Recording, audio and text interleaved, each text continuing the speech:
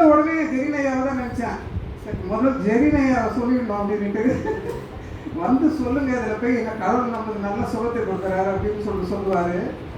ஆனால் வந்து நான் முதல்ல வந்து ஒரு சிறு சாட்சி இருந்தாக்கா, வீட்டில் தண்ணி டேங்க்கில் இல்லை.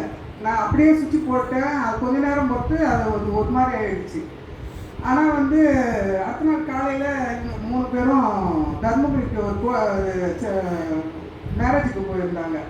இவங்க சொன்னாங்க, நீங்கள் எல்லாருக்கும் ஃபோன் பண்ணி சொல்லி யாரையாவது கூப்பிட்டு ரிப்பேர் பண்ண சொல்லணும்னா, தண்ணி இல்லைனோன்னா அந்த டென்ஷன் தான். நான் காலை ஜோம் பண்ணல, ஒன்றுமே செய்யலை. இந்த தண்ணி இல்லைன்ற அந்த ஒரே பிரச்சனை தான் எனக்கு. நான் எல்லாருக்கும் ஃபோன் பண்ணேன். ஒரு வீட்டில் போய் நான் ஃபோன் பண்ணேன், கேட்டேன். எல்லோரும் ஊருக்கு போயிட்டாங்க, யாருமே இல்லை அப்படின்னு சொல்லிட்டாங்க. சரின்னு சொல்லிட்டு இவ்வளோ தூரம் தான் வந்திருப்பேன். வந்த உடனே முதல்ல கடவுள்கிட்ட மன்னிப்பு கேட்டேன். எசப்பா, நான் எதுவாக இருந்தாலும் உங்ககிட்ட தான் முதல்ல சொல்லுவேன். ஆனால் அந்த மனுஷனை தேடி போனதுனால இவ்வளோ நேரம் எனக்கு நீங்கள் கொடுத்த உதைக்கும் எல்லாத்துக்குமே வந்து நான் மன்னிப்பு கேட்குறேன் உங்ககிட்டன்னு சொல்லிட்டு அங்கேருந்து நடந்து போகும்போதே, எசப்பா நான் இப்போ போய் சுற்றி போடுவேன், தண்ணி வரணும், நான் ₹1 காணிக்க போடுறேன் எசப்பான்ட்டு போனேன். ஆனால் பயம், எங்கே வருமோ வராதோ அப்படின்னு சொல்லிட்டு ஒரே பயம். ஆனால் போனேன். ஃபஸ்ட்டு காணிக்க போட்டுட்டு வந்து சுவிட்சு போட்டால் தண்ணி வந்துச்சு அந்த போரில் இருந்து. ஒரே சந்தோஷம், கண்ணில் தண்ணி போகுது. நம்ம வந்து மனுஷனை தேடினது மகா பெரிய தப்பு. தேடணும், ஆனால் கடவுளை சொல்லிட்டு தான் தேடணுன்றதை நான் எப்போவுமே அப்படி தான் நான் செய்வேன். ஆனால் உடனே அண்ணனுக்கு ஃபோன் பண்ணேன், ஆனால் இந்த மாதிரி தண்ணி வந்துருச்சுன்னு அவங்கக்கிட்ட சொல்லுங்க அப்படின்ட்டு. ஹலோ, இதை போய் நீ முதல்ல சாட்சி சொல்கிறேன்னு நாங்கள் கேட்கல. நான் அதுக்கப்புறமா தான் நான் கடைக்கு போகும்போது கீழே விழுந்துட்டேன்.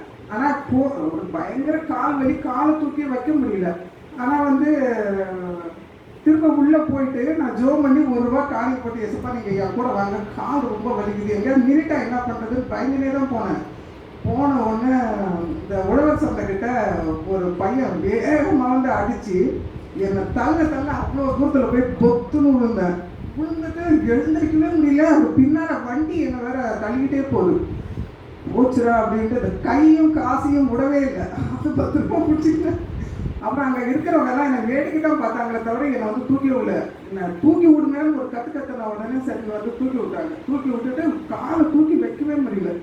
அப்புறம் மேலே வீட்டில் ஒரு பொண்ணு இருந்தா, அவள் தான் வந்து வீட்டில் கொண்டு வந்து விட்ட உடனே தம்பி சொன்னான், அவன் நல்ல வேலை வீட்டில் இருந்தான், இதில் உட்காரு அப்படின்னா. உட்கார்ந்த உடனே உயிர் போகிற மாதிரி வலி இந்த கால்.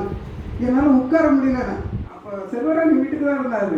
அவர் எவ்வளோ தைரியம் இதுவாக இருக்கணும், அப்படியே சடாரு தூக்கி விட்டுட்டாரு என்ன.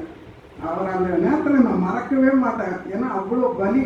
அதுக்கப்புறம் தம்பி என்ன பண்ணால் என்னை உள்ள போய் படுக்க வச்சுட்டு, உனக்கு ஒன்றுமே இல்லை, கவலைப்படாத, இது ஒன்றுமே ஆகாது அப்படின்னு சொன்னான். சரின்னு சொல்லிட்டு நானும் போய் படுத்துட்டேன். உடனே அவன் என்ன பண்ணான், இந்த ரேஷன் அரிசி இருக்குதுல்ல, அதை வறுத்து எனக்கு நல்ல கால் ஒத்தடம் கொடுத்த உடனே அந்த காலெல்லாம் ஒரு மாதிரி உள்ள என்னவோ ஓடுற மாதிரி இருக்குது.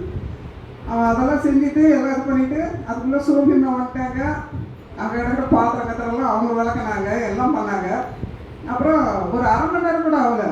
நான் முதல்ல எசப்பா நான் உங்களுக்கு சாட்சி சொல்கிறேன், எனக்கு காலில் எந்த பலவீனமே வைக்கக்கூடாது, கண்டிப்பாக இந்த தடவை நான் சொல்லிடுறேன் அப்படின்னு சொல்லிட்டு இது பண்ணிட்டு மெதுவாக எழுச்சி காலை கீழே வச்சாக்கா வைக்க முடிஞ்சது. அப்புறம் மெதுவாக எழுச்சி என் தம்பி திட்டினா, இன்னைக்கு ஒரு நாள் ஃபுல்லாக நீ ரெஸ்ட் எடு, இன்னும் ரெஸ்ட் எடுக்காது இருந்தால் என்ன இருக்கும் அப்படின்னு சொன்னோன்னே, இல்லை அப்போ நான் எதுவுமே சமைக்கவே இல்லை. 12 மணிக்கு அவங்களுக்கு சாப்பாடு கொடுக்கணும். அதுலேயே எழுச்சி வந்து சாப்பாடெல்லாம் கொடுத்து அதெல்லாம் செஞ்சு எல்லாம் இது பண்ணி எல்லாம் முடிச்சுட்டேன் நான்.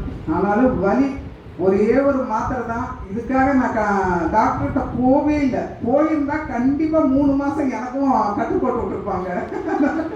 கடவுள்கிட்ட சொல்லிட்டு நான் முதல்ல கடவுள்கிட்ட சொல்லிட்டேனாக்கா அது ₹1 காணிக்க போட்டு நிம்மதியாக உட்காந்துருவேன். அதே மாதிரி எழிலுக்கு இந்த ஆக்சிடெண்ட் போனப்போ ஜெரினையா தான் எங்கள் கூட கார் ஓட்டிட்டு வந்தார். காரில் உட்காரவே முடியல, அந்த கால் தனியாக ஆடுது அப்படியே. ஆனால் செஞ்சுக்கிட்ட போகும்போது நான் ரொம்ப ஒரு மாதிரி ஆகிட்டேன். அப்போது ஐயா தான் எனக்கு அந்த குரங்கு பிளாஸ்டர் வாங்கி ஒட்டி அதை கூட்டு போனார். அவர் செய்த உதவிக்கு அவருக்கு பயங்கர நான் நன்றி சொல்கிறேன். அதே மாதிரி கடவுள் வந்து நம்ம எதுவாக இருந்தாலும் மனுஷங்கிட்ட சொல்கிறத விட முதல்ல கடவுள்கிட்ட சொல்லிவிட்டு அதுக்கப்புறம் மனுஷங்கிட்ட சொல்லணும் தான் என்னோட இது. அதே எழிலுக்கும் கடவுள் நல்லா சுகத்தை கொடுத்தார், சித்ராவுக்கும் நல்லா சுகத்தை கொடுத்தார். கடவுள் இம்மட்டும் எங்களை வந்து அவரோட இதில் எங்களை அரவணைச்சு கூப்பிட்டு போயிட்டு இருக்கிறாரு. என்னோட சாட்சியெல்லாம் பயங்கரமாக தான் இருக்கும். ஆனால் நாங்கள் வந்து சொல்கிறதுலாம் கிடையாது. ஆனால் இதுக்கப்புறமும் நான் சொல்லாத இருந்தேனாக்கா இதுக்கப்புறம் ஒரு அடி பெருசாக இருக்கும் போல இருக்குது. அதனால நான் வந்து சொல்கிறதுக்கு கிருபை செஞ்சார். அக்காவுக்கு நல்ல சுகத்தை கொடுத்ததா இந்த மாதிரி நம்மளை இந்த ஒரு குடும்பமாக இந்த சர்ச்சில் எல்லாரையும் வச்சிருக்கிறதுக்காக கூட கடவுளுக்கு நன்றி சொல்கிறேன். நம்ம எல்லாரும் சந்தோஷமாக சமாதானமாக இருக்கணும். கிருபை செய்யணும் கடவுள். கர்த்தருக்கு ஸ்தோத்திரம்.